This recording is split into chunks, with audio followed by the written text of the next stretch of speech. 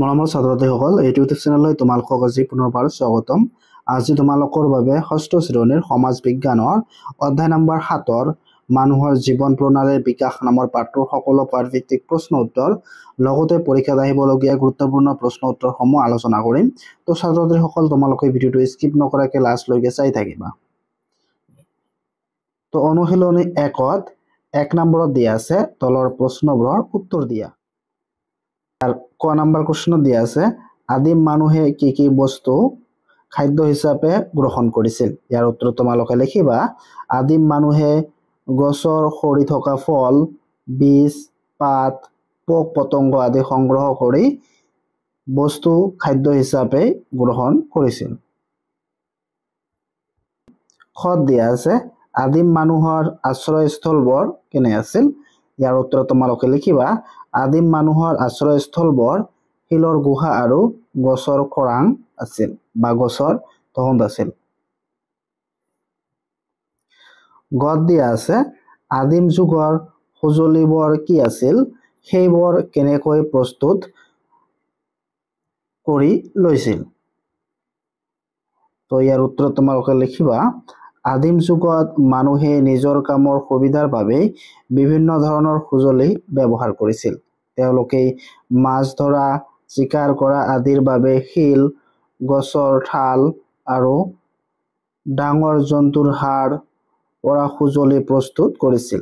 এই সঁজুলিবোৰ মাৰি কাটি বা ঘঁহি তৈয়াৰ কৰা হৈছিল।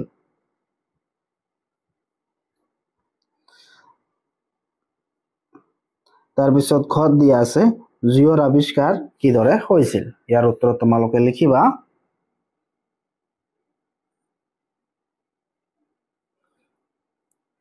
জুইৰ আৱিষ্কাৰ মানৱ সভ্যতাৰ এটা উল্লেখযোগ্য ঘটনা।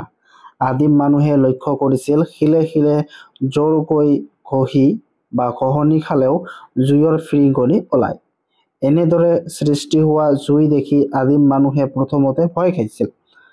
তেতিয়াও কিন্তু তেওঁলোকে জুইৰ ব্যৱহাৰ জনা নাছিল। তেওঁলোকে দেখিছিল যে বেছি বেগেৰে বাগৰি অহা শিল এটাই আন শিলৰ গাত ঘঁহনি খালেই জুইৰ শিখা ওলায় আৰু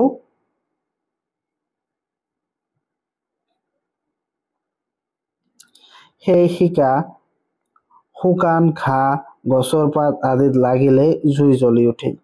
তাৰ পিছৰ পৰা তেওঁলোকে শিল ঘঁহি জুই জ্বলাবলৈ শিকিছিল। এইদৰে জুইৰ আৱিষ্কাৰ হৈছিল, যি মানৱ সভ্যতাৰ বাবে এটা গুৰুত্বপূৰ্ণ আৱিষ্কাৰ আছিল। তাৰপিছত 2 নম্বৰত দিয়া আছে চমু টোকা লিখা। ইয়াৰ ক নম্বৰটো হৈছে আদিম মানুহৰ খাদ্যাভ্যাস। ইয়াৰ উত্তৰ তোমালোকে লিখিবা।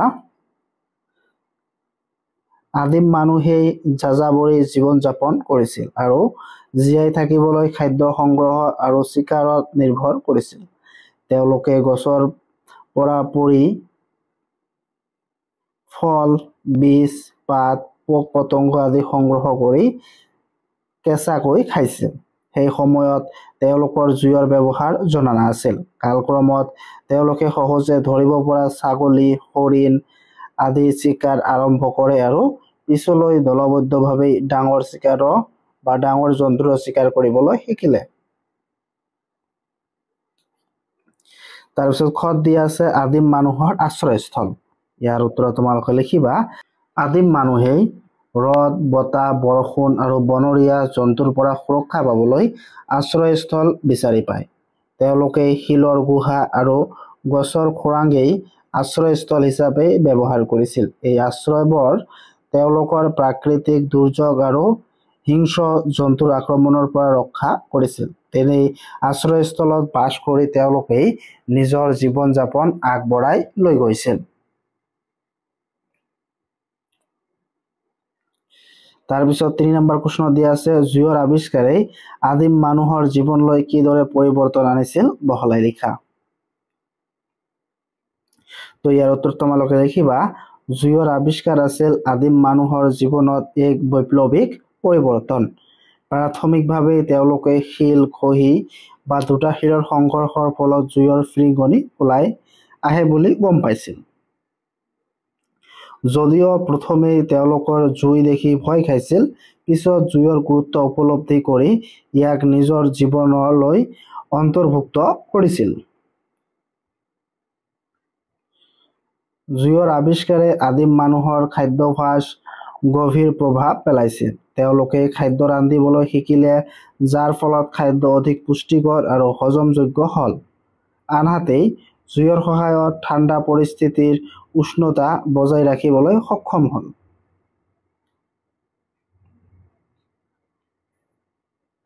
জুই মানুহৰ আশ্ৰয়স্থল ৰক্ষাত গুৰুত্বপূৰ্ণ ভূমিকা পালন কৰিছিল। ইয়াৰ সময়ত তেওঁলোকৰ বনৰীয়া জন্তুৰ আক্ৰমণৰ পৰা নিজকে সুৰক্ষিত ৰাখিবলৈ সক্ষম হ'ল। জুইৰ পোহৰেই আন্ধাৰ আঁতৰাই আনিলে, যাৰ ফলত নিশাও কিছু কাৰ্যক্ষম হ'ব পাৰিছিল।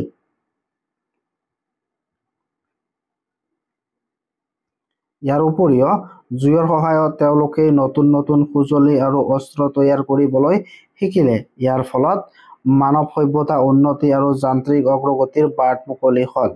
জুইৰ আৱিষ্কাৰে আদিম মানুহক প্ৰাকৃতিক বিপদৰ পৰা ৰক্ষা কৰাৰ লগতে তেওঁলোকৰ দৈনন্দিন জীৱন, খাদ্যাভ্যাস, আশ্ৰয় আৰু সঁজুলি ব্যৱস্থাত এক প্ৰদৰ্শক ৰূপে কাম কৰিছিল। এই আৱিষ্কাৰেই মানৱ সভ্যতাৰ অগ্ৰগতিত এটা দীপস্তম্ভ হিচাপে বিবেচিত। তাৰপিছত অনুশীলনী 2ত দিয়া আছে 1 নম্বৰত তলৰ প্ৰশ্নবোৰৰ উত্তৰ দিয়া। ইয়াৰ ক নম্বৰ কুৱেশ্যনটো হৈছে মানুহে পোৱা প্ৰথম জন্তুবিধ কি আছিল? ইয়াৰ উত্তৰত তোমালোকে লিখিবা মানুহে পোৱা প্ৰথম জন্তুবিধ আছিল কুকুৰ। তেওঁলোকে কুকুৰক সুৰক্ষা আৰু সহচৰ হিচাপে ব্যৱহাৰ কৰিছিল। তাৰপিছত খত দিয়া আছে পশুপালনৰ যুগ কেনেদৰে আৰম্ভ হৈছিল? ইয়াৰ উত্তৰত তোমালোকে লিখিবা মানুহে যেনেকৈ বহু বছৰ নিৰীক্ষণ কৰি খেতি কৰা কামটো শিকিছিল, ঠিক তেনেকৈ জীৱ-জন্তু পোহপাল কৰাটো বহু বছৰ ধৰি নিৰীক্ষণ কৰিয়ে শিকিছিল। বহুতো পণ্ডিতৰ মতে মানুহেই মনোৱা প্ৰথম জন্তুবিধ আছিল কুকুৰ। সময় আগবঢ়াৰ লগে লগে তেওঁলোকে গৰু, ছাগলী, ঘোঁৰা আদি জীৱ-জন্তুক পোহপাল দিবলৈ শিকিছিল। এনেদৰে পশুপালন যুগৰ আৰম্ভ হৈছিল।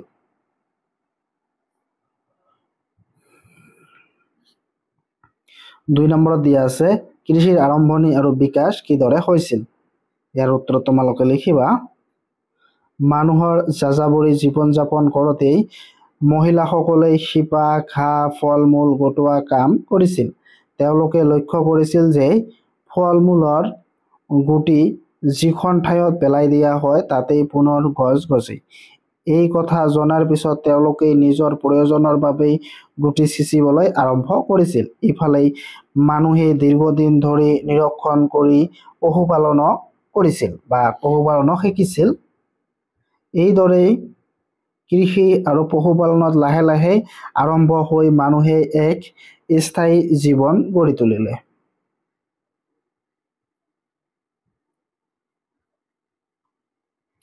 তাৰপিছত অনুশীলনী 3ত 1 নম্বৰ দিছে তলৰ প্ৰশ্নবোৰৰ উত্তৰ দিয়া। ইয়াৰ ক নম্বৰ কুৱেশ্যনটো হৈছে আদিম মানুহে কেতিয়াৰ পৰা স্থায়ীভাৱে বসবাস কৰিবলৈ ল'লে? ইয়াৰ উত্তৰত তোমালোকে লিখিবা আদিম লোকসকলে জীৱ-জন্তুৰ পৰা খেতি ৰক্ষা কৰিবলৈ ওচৰতে স্থায়ীভাৱে বাস কৰিবলৈ লৈছিল। আদিম লোকসকলে জীৱ-জন্তুৰ পৰা খেতি ৰক্ষা কৰিবলৈ ওচৰতে স্থায়ীভাৱে বাস কৰিবলৈ লৈছিল বা ওচৰতে ঘৰ সাজি লৈছিল।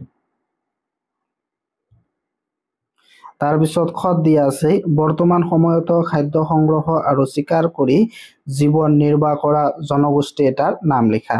ইয়াৰ উত্তৰত তোমালোকে লিখিবা বৰ্তমান সময়তো খাদ্য সংগ্ৰহ আৰু চিকাৰ কৰি জীৱন নিৰ্বাহ কৰা জনগোষ্ঠী এটাৰ নাম হ'ল আন্দামান নিকোবৰ দ্বীপপুঞ্জৰ জাৰৱা জনগোষ্ঠী। তোমালোকে এইটো ভালদৰে মনত ৰাখিবা, এইটো ভেৰি ইম্পৰ্টেণ্ট কুৱেশ্যন। কি জাৰৱা জনগোষ্ঠী। গ নম্বৰত দিয়া আছে গাঁৱৰ আৰম্ভণি কিদৰে হৈছিল? তো ইয়াৰ উত্তৰত তোমালোকে লিখিবা পানী আৰু খাদ্যৰ সুবিধা বিচাৰি মানুহে নৈ নিজৰাৰ কাষত স্থায়ীভাৱে থাকিবলৈ লৈছিল। এইদৰে গাঁওবোৰৰ আৰম্ভণি হৈছিল।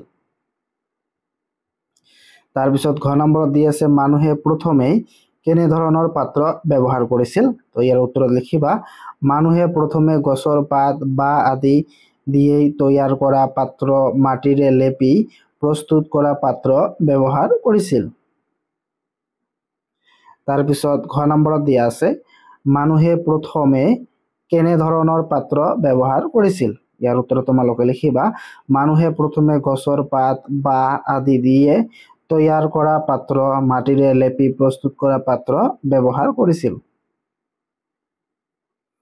অ নম্বৰত দিয়া আছে চকাৰ ব্যৱহাৰে আদিম মানুহৰ জীৱনত কেনে প্ৰভাৱ পেলাইছিল। তো ইয়াৰ উত্তৰত তোমালোকে লিখিবা চকাৰ ব্যৱহাৰে মানুহৰ বাবেই সামগ্ৰী বহন সহজ কৰিছিল আৰু বাণিজ্য যোগাযোগৰ বাবে যাতায়াতৰ সুবিধাজনক কৰি তুলিছিল। তাৰপিছত অনুশীলনী 4ত 1 নম্বৰ প্ৰশ্নত দিয়া আছে আদিম লোকৰ মাজত বিনিময়ৰ আৰম্ভণি কেনেদৰে হৈছিল।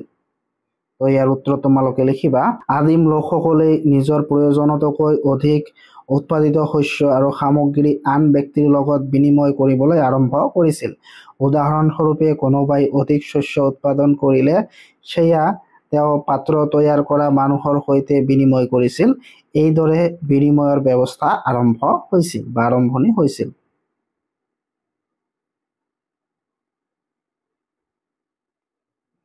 2 নম্বৰ প্ৰশ্নত দিয়া আছে অতীতত প্ৰথম বাণিজ্য কেন্দ্ৰবোৰ কিদৰে গঢ়ি উঠিছিল।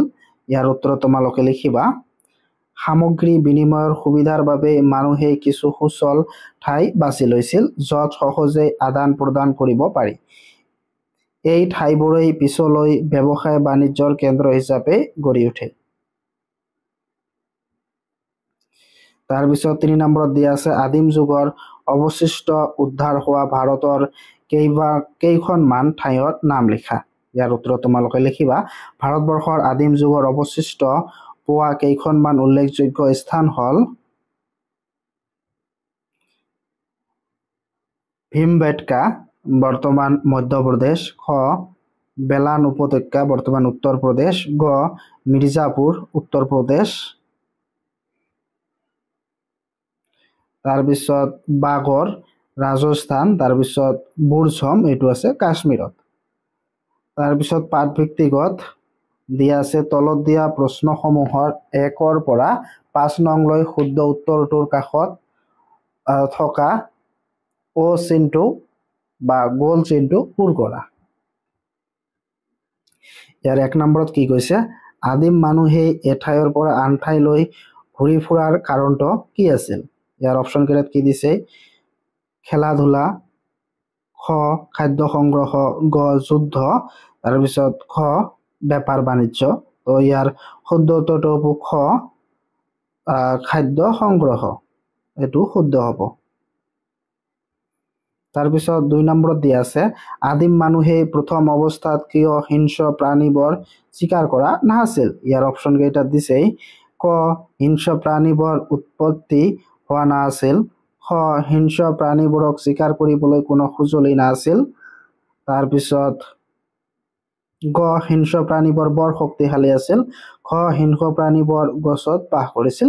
ইয়াৰ শুদ্ধ উত্তৰটো হ'ব গ হিংস্ৰ প্ৰাণীবোৰ বৰ শক্তিশালী আছিল।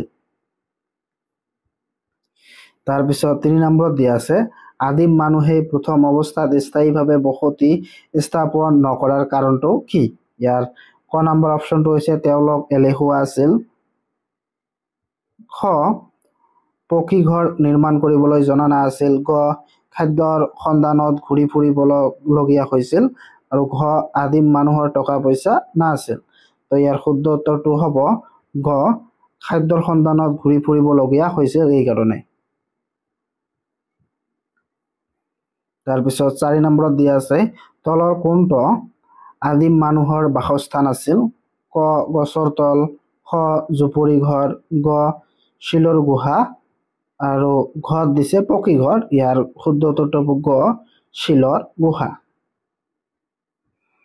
তাৰপিছত 5 নম্বৰত দিয়া আছে আদিম মানুহে গাঁও পাতিবলৈ জলাশয়ৰ ওচৰৰ অঞ্চলবোৰ কিয় বাছি লৈছিল? ইয়াৰ অপশ্যন কেইটা হৈছে ক খেতিত পানী যোগানৰ সুবিধাৰ বাবে, খ মানুহৰ দৈনন্দিন ব্যৱহাৰৰ বাবে প্ৰয়োজনীয় পানী সহজেই লাভ কৰিছিল, তাৰপিছত গ পোহনীয়া জীৱ-জন্তু খোৱা পানীৰ অভাৱ সহজেই পূৰ হৈছিল, খ ওপৰৰ আটাইকেইটা। ইয়াৰ শুদ্ধ উত্তৰটো হ'ব খ ওপৰৰ আটাইকেইটা। তাৰপিছত 6 নম্বৰত দিয়া আছে জুই আৱিষ্কাৰে আদিম মানুহক কিদৰে সহায় কৰিছিল? তো ইয়াৰ উত্তৰ তোমালোকে লিখিবা জুইৰ আৱিষ্কাৰে আদিম মানুহৰ জীৱনত এক ডাঙৰ পৰিৱৰ্তন আনিছিল। ই আদিম মানুহৰ জীৱন যাত্ৰাৰ অধিক সহজ, সুৰক্ষা আৰু উন্নত কৰি তুলিছিল। জুইয়ে আদিম মানুহক বহু ক্ষেত্ৰত সহায় কৰিছিল, যেনে খাদ্য ৰান্ধিবলৈ সহায় কৰিছিল, খ ঠাণ্ডাৰ পৰা ৰক্ষা কৰিছিল, গ হিংস্ৰ জন্তুৰ পৰা আত্মৰক্ষা কৰিব পাৰিছিল, তাৰপিছত ঘ পোহৰৰ ব্যৱস্থা হৈছিল যাতে ৰাতিৰ সময়ত কাম কৰিব পাৰিছিল। তাৰপিছত 8 নম্বৰত দিয়া আছে আদিম মানুহে ঘৰ সাজিবলৈ কোনবোৰ সামগ্ৰী ব্যৱহাৰ কৰিছিল? গছৰ পাত, খ বাঁহ, ঘ জন্তুৰ ছাল, খ পোৰা ইটা, গ চিমেণ্ট, চ লৌহ, ছ টাইলছ আৰু খেৰ। ইয়াৰ উত্তৰ তোমালোকে লিখিবা আদিম মানুহে ঘৰ সাজিবলৈ তলৰ সামগ্ৰীসমূহ ব্যৱহাৰ কৰিছিল, যেনে ক গছৰ পাত, খ বাঁহ, গ জন্তুৰ ছাল আৰু খেৰ। তাৰপিছত দিছে ক অংশৰ লগত খ অংশ মিলোৱা। তো ইয়াৰ উত্তৰটো হ'ব জুই শীতকালত উত্তাপ দিয়া সময়ত সহায় হৈছিল, গুহা আদিম মানুহৰ বাসস্থান, শিল বিভিন্ন সঁজুলি তৈয়াৰ কৰা হৈছিল, কুকুৰ মানুহে ঘৰচীয়াৰ কৰা প্ৰথম জন্তু, জাৰৱা আন্দামান নিকোবৰৰ দ্বীপপুঞ্জত বসবাস কৰা এটা জনগোষ্ঠী, চকা মাটিৰ পাত্ৰ তৈয়াৰ কৰাত সহায় হৈছিল।